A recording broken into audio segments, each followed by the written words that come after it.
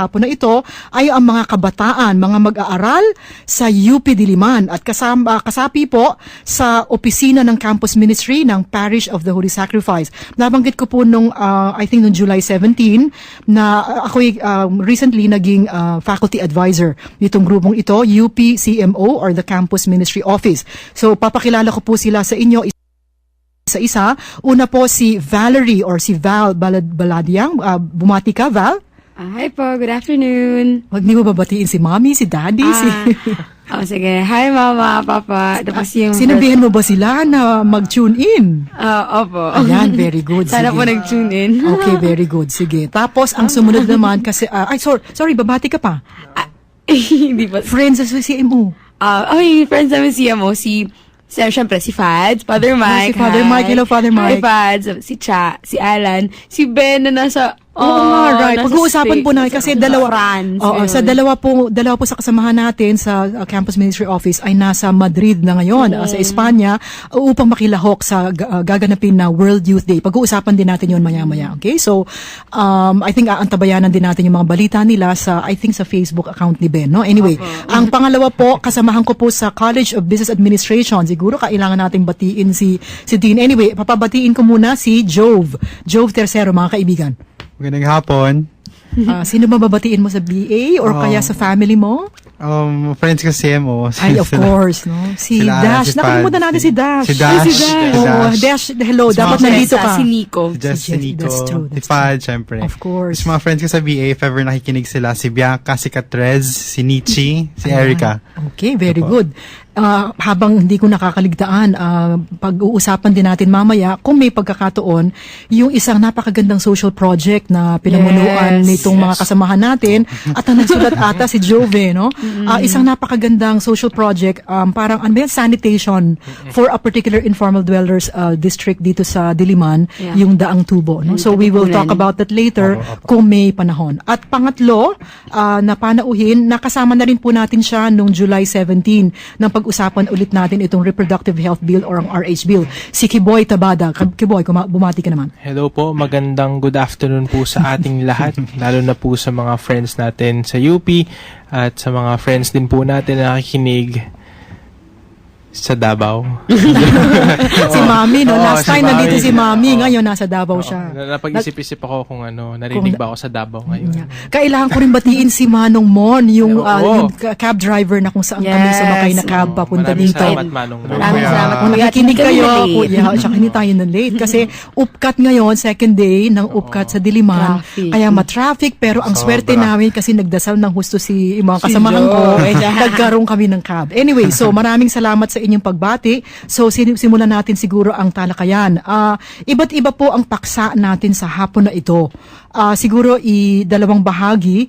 Sa unang kalahati ng ating palatuntunan, pwede natin pag-usapan yung mga pangyayari tungkol sa Reproductive Health Bill or yung HB, House Bill 4244, lalo na yung mga importanteng naging aktibidad ukol dito na nangyari sa loob ng campus ng UP Diliman o di kaya'y yung mga nakalakukan namin recently, katulad ng yung July 25 na isinagawang tinatawag nilang State of the Soul of the Nation Address.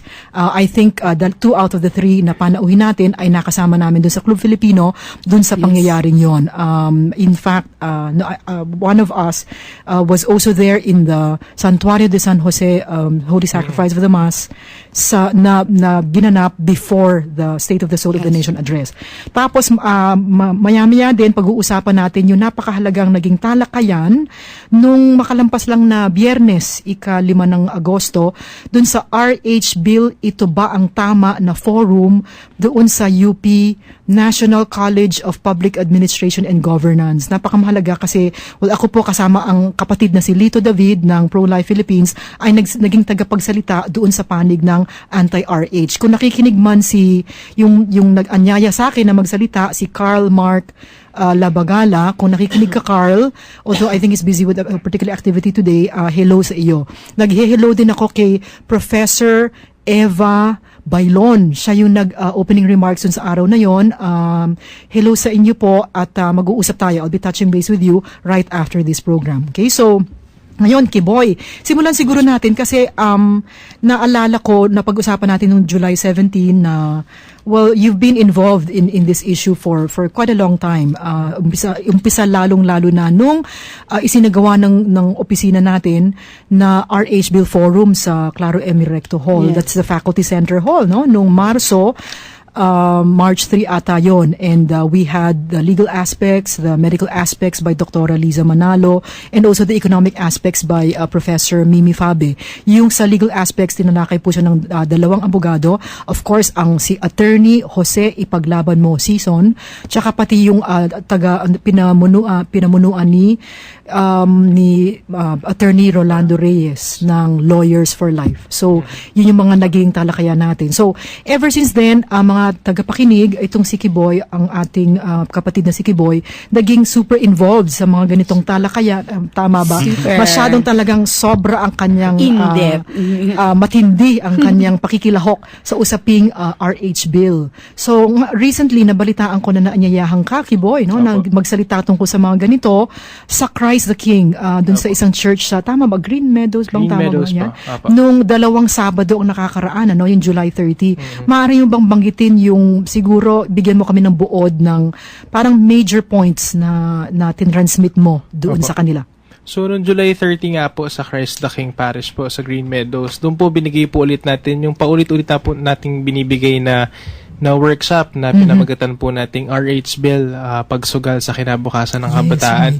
Pareho din po ito dun sa talk na binigay po natin ng Diocesan Youth Day po sa kabataan ng Diocese of Cubao. Diocese.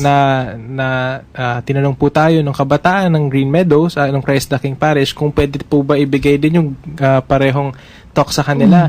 So doon po inulit po natin yung 4 po na punto na pinag-usapan natin kung paano nagiging pagsugal nga sa kinabukasan ng kabataan yung RH Bill. Ano yung major points natin doon? Opo. So dinaanan po natin na hindi nga po solusyon yung contraception, 'di ba? Yes, Na pinapanukala ng RH Bill. So hinighlight natin doon kung paano po sinisira ng isang contraceptive mentality yung future ng kabataan, yung kinabukasan ng kabataan. Pangalawa din po, ni-raise din po natin yung issue ng mandatory sex education na hinihingi nitong RH Bill at kung paano hindi ito nakabubuti sa kabataan, lalo na doon sa mga magiging magulang sa 'di ba, doon sa kapakanan ng mga magulang at nung anak nila. Kung naipatupad nga itong mandatory sex education. At panghuli po, yung ipinagpapalagay na kailangang tapyasan ang populasyon para nga makamit itong gustong mangyari ng RH Bill. Bagamat nga sinasabi ng mga tagasulong ng RH Bill na hindi daw ito isang population control measure, ina-explain pa rin po natin yung mga epekto sa demografiya nitong RH Bill. So nilabas po natin yung nilahad natin na kung paano ito hindi makabubuti sa kinabukasan ng kabataan. So yung mga 3 punto po na yun, ni-raise po natin sa talk na yun sa Christ the King. At dinagdag na rin po natin kung paano naloloko ang kabataan dun sa pagpapalit nilang definisyon ng simula ng buhay mula sa fertilization to implantation. So sinabi namin na kung may pera sila para paikutin itong ganitong gawain na palitan yung definition ng beginning of life, ano pa kaya baka may pera din sila para paikutin yung kung paano tinatanggap ng kabataan yung RH Bill. So yun, diniscuss din po natin yun. So masaya naman tayo na kahit papaano naging positibo po yung pagtanggap ng kabataan doon sa mga puntong tapos mukhang i-invite ka rin sa future. Opo. Yeah? Babalikin daw po tayo. I think before you nagsalita din sa church na yan yung kapatid na John Watt. Opo, si John Watt. Pinagsalita din siya tungkol dito sa RH Bill na to. Maraming salamat Kiboy. Maraming puntos ang nabanggit ni Kiboy para sa ikaalam. Kung Joe Val, parang kung magkapagsalita si Kiboy, parang akala mo doktor siya. Hindi naman. Na abogado. Pero mga kaibigan, si Kiboy po ay mag-aaral ng kolehiyo experience, ng diba? engineering. Engineering. Pero alam din niya yung medical aspects, business and economic aspects. Daig ba tayong job, ano? Dapat yata mas alam na May natin yun. PhD na yan, ma'am. Oo, Sa may net lahat. PhD sa... Online. Online. Maraming nabanggit na punto si Kiboy just now, pero gusto ko lang ipaalam sa kanila na yung nabanggit mong isa sa mga panghuli, yung tungkol sa pag-change ng kahulugan, no? Ng when does life begin from fertilization or conception, which we already know and which is actually defended by our saligang batas, no? Na gusto nilang paltan kasi nga pag naging katanggap-tanggap na hindi pwede mangyari na implantation, yung magiging beginning of life, papasok na at magiging katanggap-tanggap na lahat ng mga pills na nakakikitil ng buhay sa sanggol sa sinapupunan from the fertilization to implantation. So, yun talaga nangyari. So, gusto ko lang basahin para sa lahat ng ating mga tagapakinig yung napakahalagang seksyon, bahagi ng ating saligang batas o Philippine Constitution. This is Article 2, Section 12. Okay?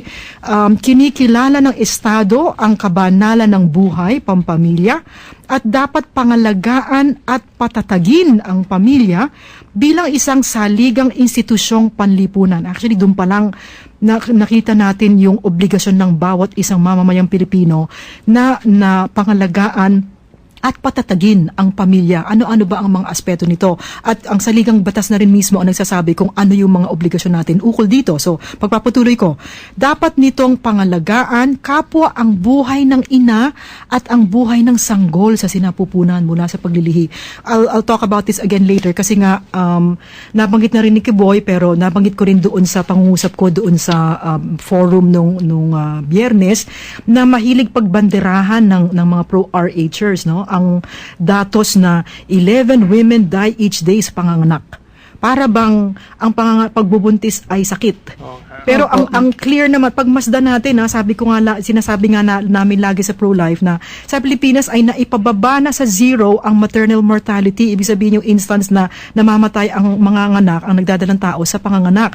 So, naibaba na sa zero ang maternal mortality sa ilang panig, sa ilang lalawigan sa Pilipinas nang walang kontrasepsyon. So, ibig sabihin, hindi siya solusyon. Ang kailangan doon, very high quality doctor, medical and nursing care, both before the birth, during the birth, and after the birth of the child. Yes. So, yun ang napatunayan ng talagang completely effective na solusyon para iwasan na mamatay yung nagdadalang tao at nanganganak. So, hindi ko pa pala tapos. No? So, ang third na sentence dun sa Section 12, Article 2 of our Philippine Constitution, ang likas at pangunahing, mahirap pag medyo tumatanda na, hindi ko na mabasa yung binabasa ko. Ang likas at pangunahing karapatan at tungkulin ng mga magulang, ladies and gentlemen, na makinig tayo na mabuti dito. Ang likas at pangunahing karapatan at tungkulin ng mga magulang sa pagmumulat sa kabataan, okay? Para sa kahusayang sibiko at pagpapaunlad ng karakter na moral ay dapat tumanggap ng tangkilik ng pamahalaan. Actually, isa pa lang yan sa napakaraming, napakahalagang bahagi ng ating saligang batas na lagi nating binabanggit kapag napapag-usapan, for example, sex education. Sino ba talaga ang may papel dyan?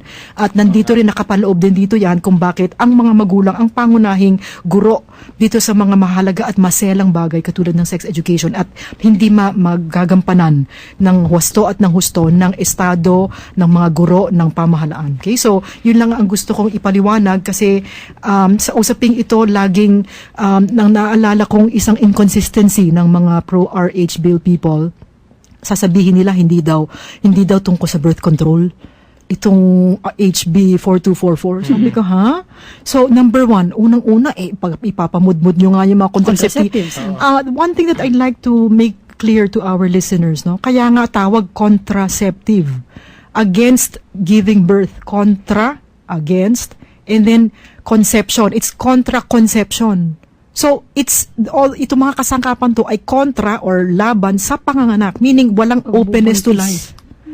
So, sasabihin nila na hindi daw tungkol sa birth control. That's one thing that I raised. The other thing that I raised is, you always say na may solusyon sa poverty. Sabi ko, ha? Paano nagkaroon na, ano bang kailangan ng mga mahihirap? Di pagkain at saka trabaho, etc. Yeah, Tapos clothing, bibigyan mo ng house. tapos yung gamot, yung sa health centers walang mahanap na pinaka-basic na gamot para sa sipon, sa ubo. Tapos ang hihingi ka ng gamot sa ubo o kaya sa sipon, anong bibigay sa iyo? Ang merong condom, contraceptive pills, pilduras, etc. Okay, anyway, so may ma-add pa ba kayo or later you wanna add something, no? So naintindihan natin, no? So maraming salamat muli, Kiboy. Okay? So ngayon nabanggit din lang ni Kiboy ang kanya. Ang tanong ko pala, Kiboy, kung ang ating mga tagapakinig ay may internet connection naman, ano? Saan nila makikita yung kabuuan ng statement mo na kinumpose mo? I think they can go to the Diocese of Cubao website. Meron din po doon. Tama ba? mycubao.org. mycubao.org. So, mga kaibigan, ano yung mga kabataan na mayat maya ay nasa loob ng internet, ay naka-online, try to go to mycubao.org. I think na-upload natin doon yung statement na ginawa ni Kiboy. Kailan nga ba ikaw nagpa-seminar doon tungkol doon sa RH Bill? What month was that? May 27 yes. po kung hindi ako nagkakamali. Okay. 27. And then, 27. tama, no? And then, nakabisado ni Joe. Plus, I think they can also go to a Facebook page. Diocese of Cubao. Apa. No? So, Diocese of Cubao, if I'm not mistaken, makikita nila yung kabuuan ng statement na pangusap ni Kiboy tungkol doon sa the taking of risks. Ano nga ba ulit niyan sa Tagalog? Pakikipagsapalaran. Hindi. Pagsugal sa kinabukasan ng mga kabataan pag tinanggap natin itong RH Bill na to. So, if I'm not mistaken, at least in those two places, makikita niyo po. cbcpforlife.com That's true. That's the youth section po. Okay, cbcpforlife.com sa youth section. Binabati niya ako. Nandun din po. Munti kong kalimutan batiin ang ating mga kasamahan sa ating pro-life group na Filipinos for Life. Sila nga pala yung kauna-unahan kong ni-remind na makinig sa atin. So, Boss Asia, si Miss Diana, na pangunahing reporter para sa CBC for Life. Hello, Diana. Ang ating Hi mga po, boss na si yes. Anthony Perez, si Kuya Raymond, si Kuya Mike, etc. Pakuya-kuya ako, mas matanda pa pala ako sa kanila. Anyway, so hello AJ, Mike, Raymond, at lahat sa mga pinuno namin sa Filipinos for Life. Kung nakikinig man kayo, dapat lang kayo makinig. Pag nalaman ko na hindi kayo nakikinig, sasabihin ko sa inyo mamaya kailangan makinig. Okay, so you can try to look for the statements there. Ang isa ko pang nais banggitin ay yung kabuuan ng position paper on the RH Bill na nilagdaan ng yung mga ilan to lahat, mga close to 600. Lagpas 600. Lagpas na, no? It was actually signed by faculty, students, and alumni of the University of the Philippines. Okay? Yes. So as faculty members, students, and alumni of the University of the Philippines, we state here, babanggitin ko lang po yung ilan sa mga argumento, yung major arguments. Hindi ko babasahan yung kabuuan ng position paper kasi ubod ng haba po. No? Pero major arguments which jibe with what Kiboy has just told us just now. First is population is not an obstacle to development, which is also what something that Kiboy has already mentioned. And then pangalawa, the government has to channel limited funds to job creation and education. So that was the second thing that was mentioned in this position paper on the RH Bill by the UP people. And then third is fertility rates in the Philippines. Ang problema kasi sa pagbanggit ng fertility or even population numbers, ang mas importanteng banggitin na numbers would be, in terms of fertility, yung fertility growth rate. Ang katunayan ay ang fertility rate sa Pilipinas ay progressively decreasing. Yes. So in effect, parang ang kinatatakutan natin ay maaari tayong dumating sa tinatawag na demographic winter na pinagdadaanan na ng Russia, ng Japan, ng Canada. marami ng bansa na European talagang countries. in fact, hirap na hirap silang umapila sa kanilang mga mamamayan na magparami, bibigyan na ng financial incentives. Dahil sa na lumaganap na contraceptive mentality, hirap na sila. Parang pwede palang humantong sa gano'n, na magparami kayo, ayaw. Ano gusto nila? Isa nga rin po siguro sa dahilan niya kung bakit sobrang kailangan nila ng manpower mula sa bansa That's natin. right. Di ba? Kaya naman tayo, nagpapadala tayo ng mga manpower sa kanila, no? And in some cases, hindi nila malunasan yung ganung problema. Actually, ma'am, di ba sa... Sorry, this is Val now speaking. Yes. In Canada, before po Okay. kasi nung kalan pa kami ng forum, Okay. yung Finally the Truth sa Clara M. Oh, Recto. right, that's right. We had parang a reactor po, si Yes. Mr. Mike O'Malley. He's from, Of he's a course, pro-life that's true. activist Yes, right. in Canada. As in, parang, dati po kasi, ano siya, I mean, sabi niya, he led a bad life. Tapos, na-convert siya to being a Catholic. And then, yung wife niya po, pro-life activist din. And sabi nila, yung ginagawa ng mga tao doon, ang dali-dali mag-migrate sa Canada, especially if you have a family. Kasi halos walang tao na doon, matatanda na yung mga tao. So parang, yung sabi ng wife niya, Napaka-gloomy. Diyos ko, laganap ang contraception, abortion, pinapatay nila ang sarili nilang lahi, and they're encouraging other Migration. families, migrants immigrants from other countries like us, Philippines, pumunta doon, as in, ang dali-dali I mean, marami na akong tita doon sila, especially pag family, ang daling makapasok. Kasi nga wala ng tao. Wala ng tao. Tapos sabi ko, Walang tao, walang bata. napaka-twisted kasi Ang hirap, pinigilan ano? nila yung sarili nilang lahi. Tapos, I mean, Ayun. siguro for us, good thing. Kung gusto nyo mag-migrate. Yeah, may good space, thing. Ay, maraming Go to space Canada. para sa Go to mga Canada. mahuhusay na Oo. professionals sa Filipinos. Buti na lang pala, nandito yung dala ko yung notes ko from that Finally the Truth about the RH Bill Forum, no? So, ang nakasulat dito, a panel of 3 reactors spoke afterward. One of them was Michael O'Malley, a Yeah. pro-lifer from Canada who wrote the book Pro-Lifers. Pro-Lifers, a novel. Ayun. Yeah. Actually, you can download pag meron kayong internet, you can download the novel for free sa Wow. Pro-Lifers, a novel. Tuloy-tuloy lang, prolifersanovel.com. Madali na kayong i-lead dun sa PDF copy /PDF/prolifersanovel.pdf. Pero basta log on lang kayo sa prolifersanovel.com, you can actually get the book, the whole book isa pong by napakagandang Ang download. gandang libro po, ma'am. Napakaganda. Entertaining read, but the facts are there. I mean, the actual facts. Kasi nabasa ko na That's po correct, siya. Kasi yes, ang ganda right. niya. I actually got hold of a copy copy of the din. book on the day itself, no? So, yun nga ang sinasabi niya sa atin, ay ito, ang bilis nga niyang makapag-add ng Philippines preface dun sa book niya. Sabi niya, in the current national debate in the Philippines over the proposed Reproductive Health Act, hindi talaga makabubuti sa aspetong pang-ekonomiko, pang-pamilya, at iba't iba pang mga aspeto, medical aspects, syempre, pag ipinapasa ito. Kasi ang ayaw niya ay magiging parang matutungo tayo sa direksyon ng Canada at saka mga iba pang bansa na dumaranas na ng tinatawag na demographic winter. Sa ikaalam po ng ating mga tagapakinig, right now, we are actually nagtatamasa tayo ng tinatawag na demographic dividend. Precisely because we're able to we're gaining a lot from the fact that we have a huge pool of human capital. Yun yung Yes. talagang pinapaliwanag namin na the population is human capital that has to be nourished, educated, and taught, because pag well-nourished sila, talagang makapagsusulong sila ng ekonomiya ng bansa. Anyway, masyado na ako maraming sinabi at nauubusan ng oras. Yung fourth pala dun sa position paper ng UP, fourth point, the government has to channel limited resources to address the leading causes of death. Ito yung lagi naming binabanggit, no? Pero isiko'y hindi, parang ayaw na makinig nung kabila. Paulit-ulit na sinasabi na hindi nga yun yung cause ng, kaya namamatay yung mga kababaihan sa pamanganak, hindi dahil doon sa panganganak mismo, kundi doon sa iba't iba nilang sakit. Kailangan nating bigyan lunas yung kanilang sakit na tunay, hindi yung pagbubuntis mismo. Yung fifth yata na nakabanggit dito, condoms are not a wise investment. Sixth, oral contraceptive pills have been classified by the International Agency for Research on Cancer, or IARC, as Group 1 carcinogens. Ano bang nakaka-cancer talaga siya. Kaya nga dun sa public ad, mayat maya ang lagi kong sinasabi, kababaihan, nauunawaan mo ba ito?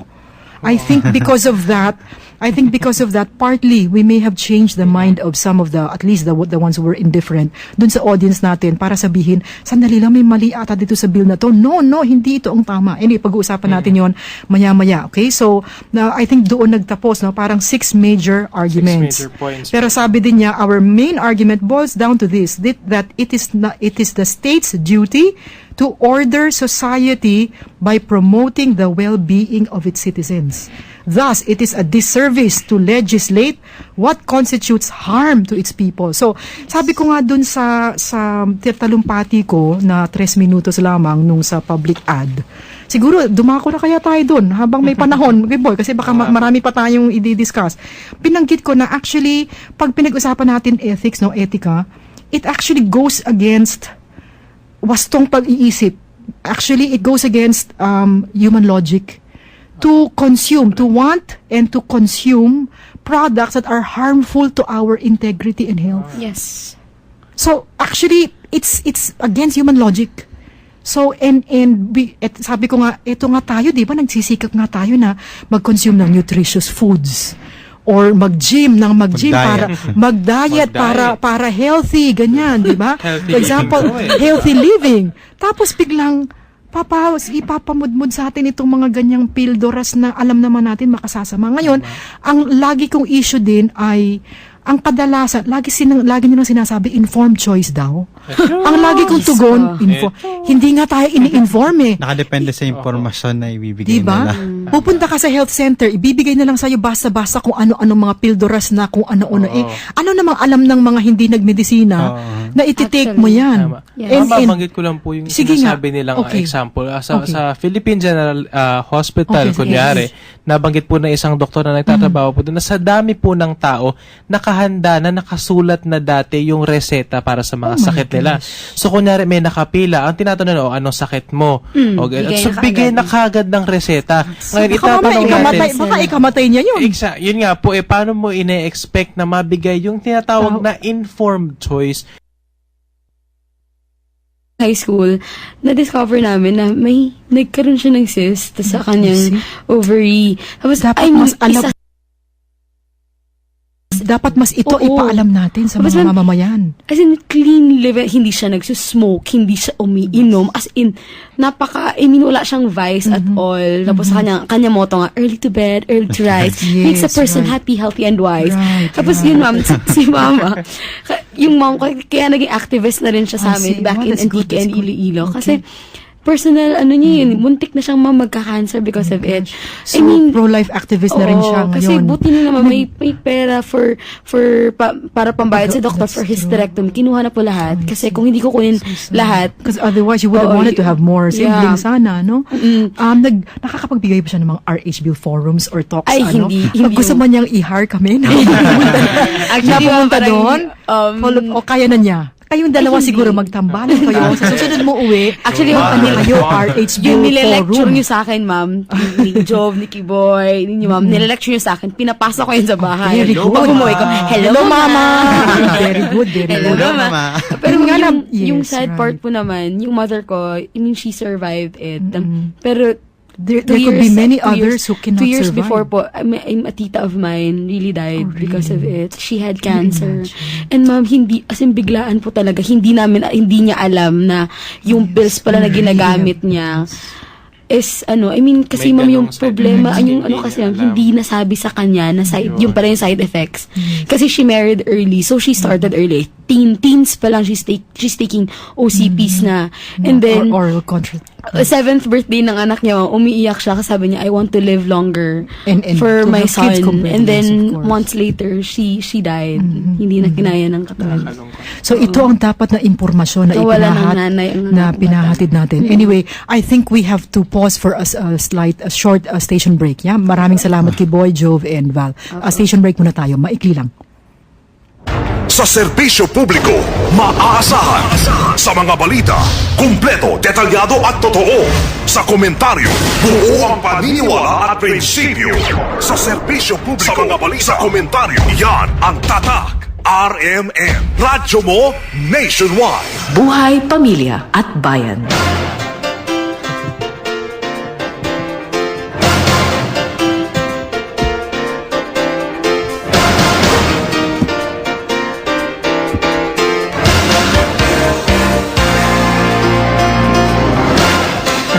Okay, nagbabalik muli sa palatuntunang Buhay, Pamilya at Bayan. Ito po muli si Aliza Raceres, ang inyong host para sa hapon na ito at kanina pa man nag-enjoy na kami ng talakayan tungkol sa RH bill na ito, kasama si Nakiboy, Val at saka nagiging mainit ang talakayan at saka si Jove. Now, para makapagsalita naman ng kahit panandali si Jove, kasamahan ko siya sa College of Business, siguro kailangan na rin natin batiin never ka pa nabati yung ating dekano, si Dr. Ben Paul Gutierrez. Ewan ko kung how he feels about my participation. Hello, Dean.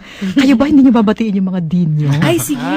Hello po, Dean Aura Matias. Mula Of po sa Kolehiyo course. ng Inhenyeriya. Wow. Si Val naman. Si Dean Adelaida V. Mayo from the College of Home Economics and also po our college secretary, ang aking FLCD 101 professor ngayon. Sobra-sobra kong grabe natututunan ko sa kanya on child development. Fantastic. Si Ma'am Echel Tongson, Professor Echel Tongson. Akala ko si ma'am na lang. Ano ba? Pro-life. Pro-life ba yan sila? Siyempre naman, pro-life, ano? O aalamin mo pa lang?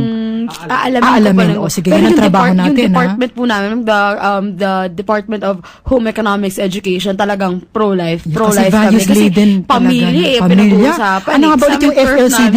Family Life and Child Development. Ano nga namang Diyos ko. family life and child development ka tapos hindi ka maka-baby at saka maka-pamilya, no? Nakakahiya naman. Anyway, kung maging non-pro-life man sila, pupuntahan natin sila at magbibigay tayo ng RH Bill Forum. Okay? Yes! Okay.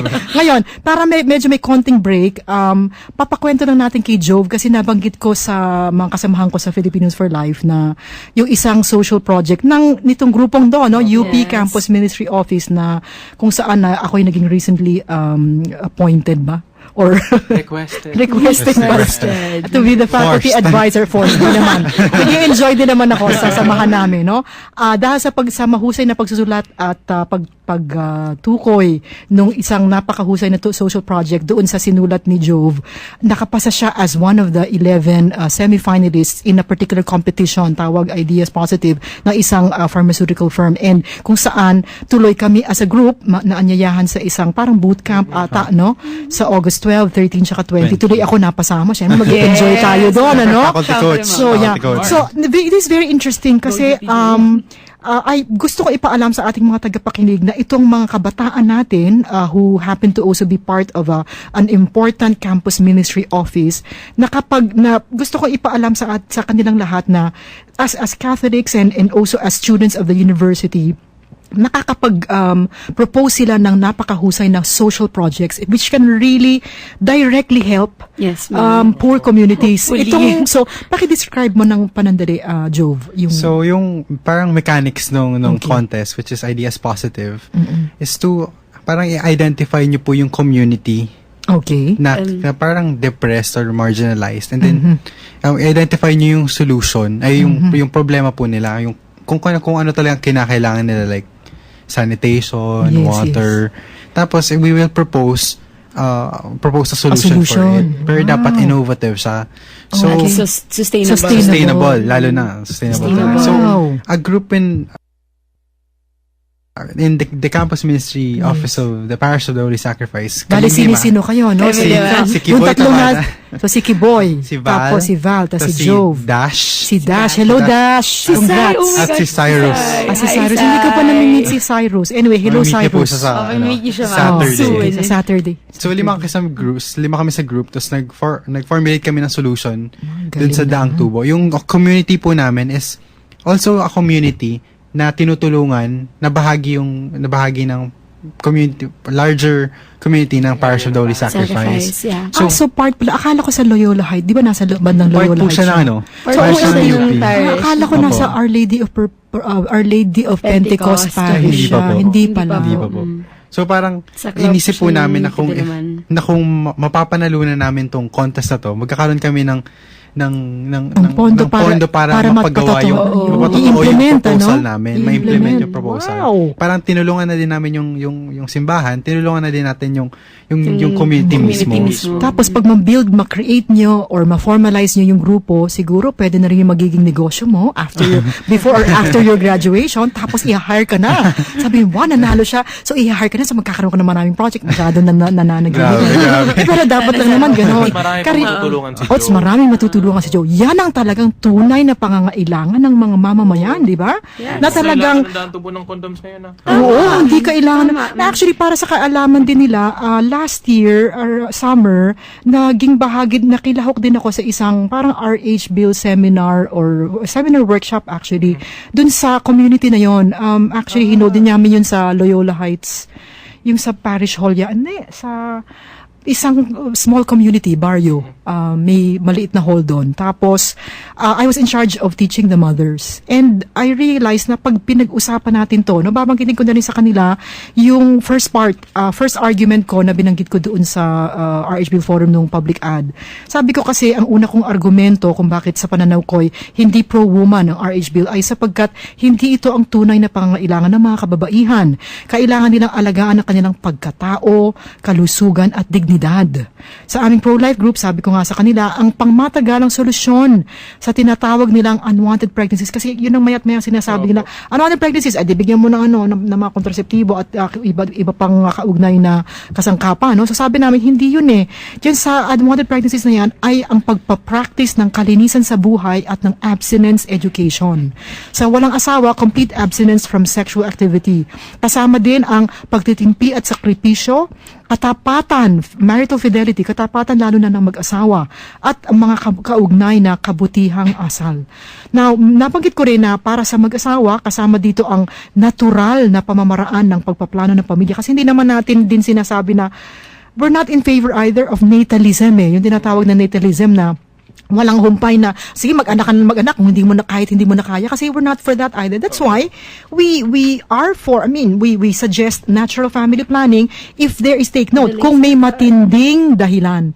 I would like to, matagal ko nang gustong pag-usapan yan, yung inilalaman ng Humanae Vitae, no? Yung encyclical na Humanae Vitae, pag nagkaroon ng pagkakataon, siguro sa UP Church. Okay? So yun yung nabanggit ko. So, that's the first point that I wanted to mention. So, in the same area where yun na nga nagkaroon ng social project na sana ma-implement ni Jove through that particular competition, na pag nakipag-usap ka sa mga ina na ito ng masinsinan, example, mentionin mo, kayo ba ay tapat sa inyong asawa? Kayo ba ay naintindihan nyo na kailangan din ng ang pagsasakripisyo, pagtitimpi, pagkokontrol sa sarili?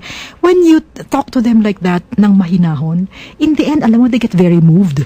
Dapat kasi hindi mo i-assume na hindi nila maiintindihan, hindi nila magigets, or hindi nila never sila ma-educate sa ganito. That's why we always say, edukasyon ang importante, and in this area, a proper way of educating them in these values.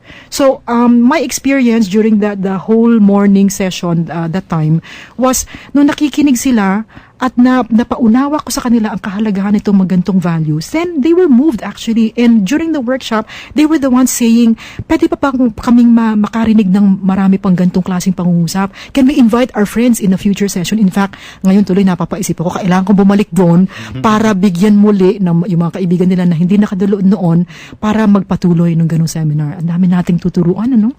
Nako, mga libo-libong lugar. Anyway, basta ihanay natin lahat ng mga lugar kung saan tayo dapat magsalita ng ganito. Anyway, maraming salamat, Jove. No? So, pagdasal niyo po kami na sana, very exciting kasi haharap kami sa panel ng experts para mapahusay at mapagaling ang inyong marketing, technical, etc. presentation skills. Lahat ng social marketing. Napakamahuhusay ng mga eksperto. Tuturuan kami or pakikinggan namin para turuan kami ng social marketing. Wow, fantastic. This is fantastic. Anyway, so, congrats na rin for making it to the semifinals. Semifinals. Go 08. So, go. Anong tawag? O8. O8. Bakit nga ba O8? Kasi po lahat po kami student number namin. 08. Oh my gosh, you see, ngayon ko lang natanong, parang 2 weeks ago ko pa ata natanggap yung email. Sabi ko, 08, bakit nga ba 08? Anyway, congrats. Okay, so ngayon, okay, so basta congrats na rin sa inyo, and I'm so happy na nadidiscuss natin ngayon. Now, nabanggit ko rin, or rather, gusto ko rin pag-usapan natin, dumako naman tayo sa yung napaka-importanting pangyayari na mangyayari sa Madrid, sa Spain.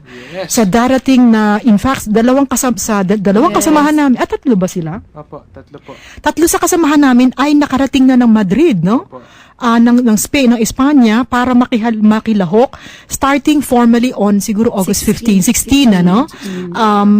Yung World Youth Day. Sino-sino ba, Kiboy, ang mga kasamahan natin na nakarating na ng Madrid? Si Ben. Mula po sa office natin Okay. mismo, si Ben Martel po at Ben si Martel. Roxanne Abuel. Ayun, si Roxanne Abuel. Roxy. Si Roxy Abuel. Naku, hello, kung nakikinig man kayo, naku, sinabihan ba natin silang makinig sa atin? Anyway, para si Ben, nabanggit natin kung naka-online sila.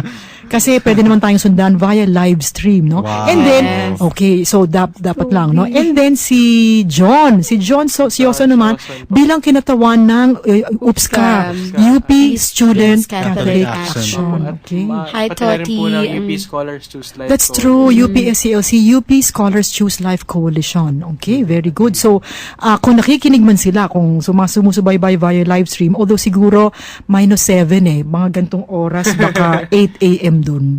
Pero syempre, ang saya nun kasi siguro, kahit sino sa inyo, no? Can you define or describe what the World Youth Day is? Para sa kaalaman nila, dahil gaganapin ito sa Espanya, siguro bibigyan ko kayo ng konting words in Spanish, if you don't mind. Okay? So, for example, Como se dice?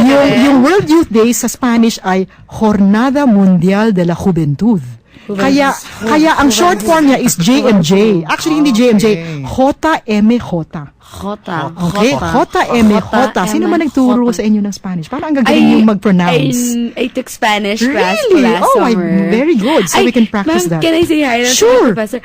Hi, Sir Errol Agustin. Okay, buenas tardes. Buenas tardes, senyor. Okay, I think I've met him before. Anyway, hola. Hola, Errol. Hola.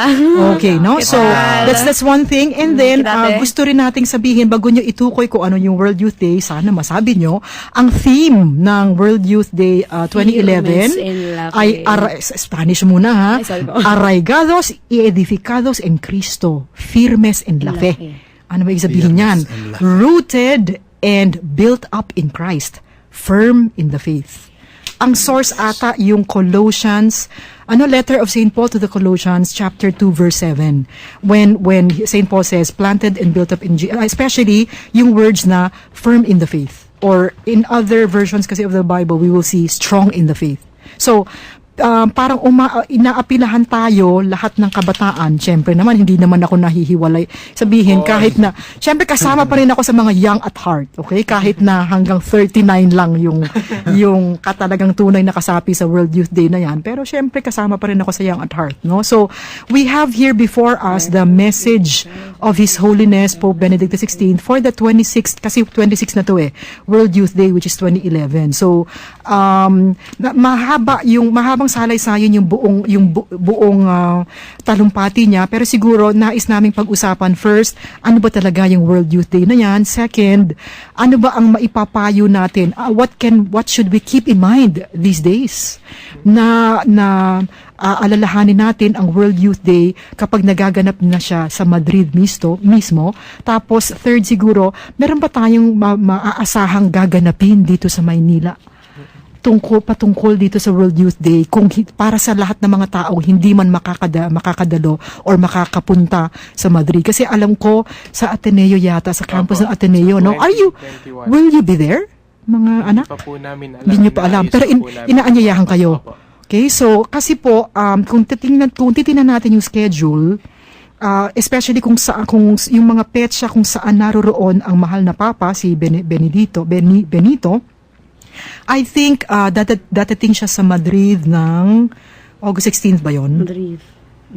August 18th pala. August 18th, arrival at Barajas International Airport, welcoming ceremony at Barajas Airport, speech by the Holy Father, etc. Isa sa mga napakatampok na mga aktibidad ay yung pinaka-aasam-asam na youth vigil. Okay? And yung vigil na yon, tama ba, Kiboy? Gaganapin sa gabi ng August 19 ba o 20? August 19. I think it's 20 po. 20, okay. So, Saturday night po. Saturday night, ayun, 2030. Prayer vigil at yun, Cuatro Vientos. Cuatro Vientos is an aerodome. So, that's where the vigil is going to be held. So, for the information of our listeners, Cuatro Vientos, 4 winds. Wow. Cuatro Vientos, 4 winds. Okay, so, doon na magkakaroon ng talumpati si Holy Father. Okay, so, I think yung kasabay, yung parang anong tawag doon yung kasabay niya? Overnight vigil. Yung vigil, nagaganapin din dito. Simultaneous na vigil dito. Vigil. Dito yata parang alas 2 ng umaga. Or alas 3 ng umaga.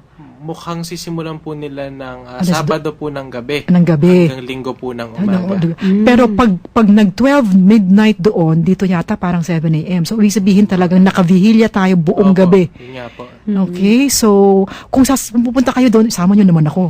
Ay, Bilang ma'am. faculty advisor nyo Yes, kasi ma'am. parang walang nagbabalak na mag-anyaya sa akin. Hello, anyway, sama nyo ako ha. So anyway, Yes, so ma'am, that's sure. very exciting kasi naaalala ko, well, ako, the only World Youth Day that I participated in was 1995. Dito po. Ewan ko kung tao na kayo noon. 4 years old po ako.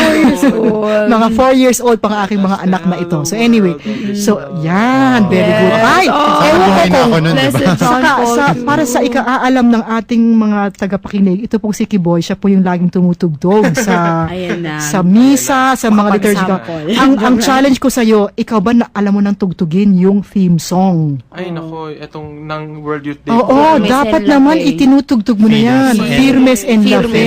Firmes en la fe. Ayun, very good. Firmes en la fe. Very good. Sandali, sasabihin nila, sandali lang. Kailangan pa yata ng practice yun. So, yung puro- ano na kami, yung estribilyo, yung refrain. Okay, basahin natin ha. Firmes en la fe, firmes en la fe, caminamos en Cristo, nuestro amigo, nuestro Señor. Gloria siempre a Él, gloria siempre a Él, caminamos en Cristo, firmes en la fe. Sige nga, translate. Strong in the faith, strong in the faith. We walk in Christ, our friend, our Lord. Glory always to Him, or to Him always be the glory, to Him always be the glory. We walk with Christ, strong in the faith.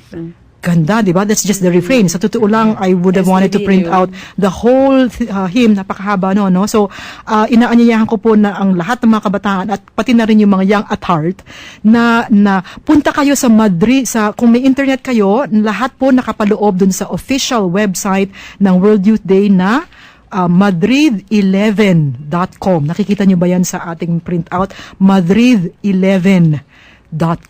Naku, nawala. Anyway, so you just log on to there, madrid11.com. Doon po nyo mahahanap yung mga FAQs, mga frequently asked questions, what is the World Youth Day, etc. Ayan, so pwede nyo ba ipaliwanag sa ating mga tagapakinig ano ba daw ang World Youth Day?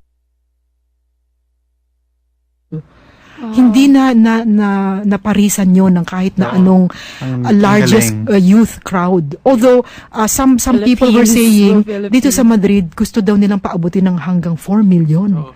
Yung pong gathering nila dun sa dito sa Cuatro Vientos. Oh, yes, Naghahandaan po nila para sa vigil ay nasa 2 milyong kabataan po Wow, ang can you sasali. imagine? Ang Kasama ganda, po no? ang 2,000 mga obispo at Wow. 5,000 kaparian. May idea ka ba? May idea ka ba kung ilan ang Pinoy na Hindi delegates pa rin ng po World natin Youth alam Day? sa Basta mga oras na ito. basta tayo sa Marami din sila. Marami po. Basta Marami tayo din sa sila. UP Campus Ministry Office, we have at least 3 representatives. Nadagdag po, at least 4 na po pala ngayon. Sino? Naalala May- po namin si From- Miss Hazel Santos po mula I po see. sa Mansada. Hazel Monsada po pala. Pasensya Si na po. Monsi. Hazel Si Monsada. So may 4 po Kinatawan tayo. ng anong grupo within the campus UP ministry? Ictus. Ictus, In wow. Christ for University Hazel. So, hello students. Hazel. Wow, ang dami nila.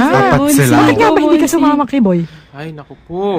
Maraming gagawin. Anyway, basta marami tayong gagawin dito. Okay, so basta. Yung next ma'am, Sponsor. sa ano daw, 3 years from Naku, now, hindi it's natin alam. in Latin America. Really? Right? So either Naku, Brazil kasi- ata or... Di ba dapat sikreto yun? Di pa alam. Di pa, I-a-announce yan. sikreto yan. Sa video ba yung i-a-announce ng mahal na Santo Papa? Final mass po. Sa Sa closing final mass. po mass. nila. Oh my Naku, ha? gosh. Saan kaya nakakuha ni Val ang kanyang secret info? But anyway, no? So, yun. Kay And then, Tobias po. ganon, nako. Anyway, so, basta importante. May isa pang napakahalagang park. I think yun yung Plaza de Cibeles na tinatawag or Cibeles Square. I think on August 15, may opening mass. Tama ba yung binabasa ko? Tama, August 15, World Youth Day opening mass. World Youth Day begins at 8 p.m. Provisionally, no, with a mass in Madrid's Plaza de Cibeles or Cibeles Square, presided over by the Archbishop of Madrid and celebrated by the bishops and priests participating in World Youth Day. Pag-usapan natin ng konti na kung paano tayo mismo magpe-prepara ng sarili natin at paano natin tatanawin itong napaka-exciting na World Youth Days na to at paano natin maipiprepara yung mga tagapakinig natin ng mga youth para sa pagkakataon na ito. Ano ba ang masasabi nyo dyan?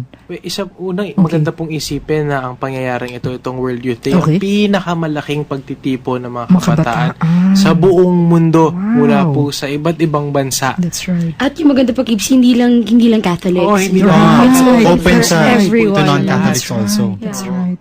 And it's a good, I think ang isa sa mga nababasa ko is a good way to participate or to prepare for it, whether though we are going to Madrid or we're gonna stay back where we are, is kasi this is a very important encounter with Christ. For some of them, unang pagkakataon para makilala nila ang Panginoong Hesukristo. For others naman, it's a chance to really be rooted. Ika nga nung theme, no? To be rooted and built up in Christ. So, it's a chance to really go deep in one's relationship with our Lord, especially through the Eucharist and all the help that we have, no? And siguro ito yung pwede natin pag-usapan sa panghuling, ang bilis lumampas ng panahon, ano? 5 minuto na lang. Sa huling 5 or 4 na minuto, kasi meron pa kayong closing remarks, panghuling 4 na minuto para magbanggit kayo bawat isa sa inyo ng ano bang maipapayo nyo, for example, sa pamilya nyo na, or sa siblings, sa kapatid nyo na mas na bata within that age bracket na youth.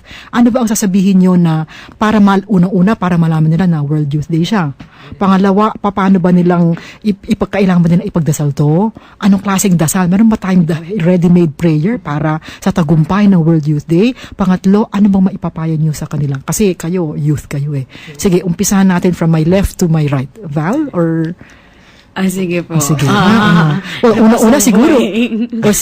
Sino muna? Sige, boy mo. Sige, si Val. For example, speak as bilang kasapi ng UP Campus Ministry Office. Like, what will you demand from yourself in the next few days or 2 weeks para ma-prepara talaga ng husto? At least yung mga dumudulog sa Delaney Hall para malaman nila at ma-prepara nila ang sarili nila dito sa pangyayaring to. I think, ma'am, they have to, siguro yung sabi ko kanina, ano yung sasabihin ko Okay. to my sisters and my Yes. brother to help prepare for the World Youth Day. Yes. I think they should, first and foremost, pray talaga Yes. for Pray for the Pope. Pray for those who are there. Pray, ma'am, na sana yung pagpunta nila doon is out of yung intentions That's nila true. is Tama. to be with Christ. Siguro ma-excite ko syempre Madrid yan, Yes, no? oo, kasi baka yung iba gawing turismo. Oo, no? gawing tourist, Mamimili bakasyon. na. Bakasyon. Bakasyon ng Kasi grabe. summer ata doon eh, tag-init. Oo, Baka nga. bumili O na. kaya mag-shopping sa Zara. That's Total, true. mura ang Zara doon. Magsha-shopping na magsha-shopping. Pero dapat yung isipin nila is gathering yon para kay Christ, to be with Christ. Yun yung intention talaga is Magdasal siguro ng husto. second na lang o pang-lima na lang yung shopping, tsaka yung panglima. gala-gala. Ano kaya yung pangalawa at pangatlo at pangaba? Oo. Pero yun, ma'am, dapat Mag-meet yung na nila is yung intention, ang intentions nila just to be with Christ, so yun yung pag-pray. Second is yung, syempre, yung kaligtasan. Yes, salvation. Kasi it's, you're in Our a foreign, kaluluwa, no? yeah, and I mean, you're in a, security, I mean, foreign country ka. So, wag naman That's sana may true. It's a mangyaring concern. masama. We have to pray. So, We yun have to talaga, pray we a have to lot. pray for them. Kasi, I mean, Yes. the devil is Yeah, always it's there. very active. As in, Agile. paglalaroan na talaga. Kasi Talaga, especially that's doon, true. I mean, you're nasa foreign place ka, so mas ititempt ka niya to That's do true. other That's true. things, Or to yung security explore, din nila. ganyan. So, para talagang I think- ipagdasal natin sila. Mukha siguro may mga chartered flights pa, di ba? I mean, kung hindi man galing sa bansa natin, Opo. na-imagine ko sa ibang bansa, may chartered flights of all the youth going over there. So, kailangan ipagdasal yung safety ng Yung mga safety biyahe talaga ng mga po. tao. No? Bukod sa, kailangan talaga magdasal na matindi. Thank you very much, Val. Opo. Sige, Boy naman, anong masasabi mo bilang pinuno ng UP Campus Ministry Office? Siguro maganda ngayong napaka-applicable ngayon na kasabihan ngayon yung will be with you in spirit. Diba? Marami sa mga Okay. kaibigan siguro natin na nasa pumunta sa Espana, samantalang tayo nandito naiiwan. So I guess this is a good time to be with them in spirit. Spirit. Through our prayers to be for with them in them. prayer, particularly for, syempre alam natin na isa itong gathering ng mga kabataan, ano? That's true. At bilang kasama nila nila sa henerasyong ito, maganda siguro na ipagdasal natin na yung mga hindi pa nakikilala si Kristo na sasama sa pagtitipong ayon, makita talaga si Kristo. Yeah. At, Very good.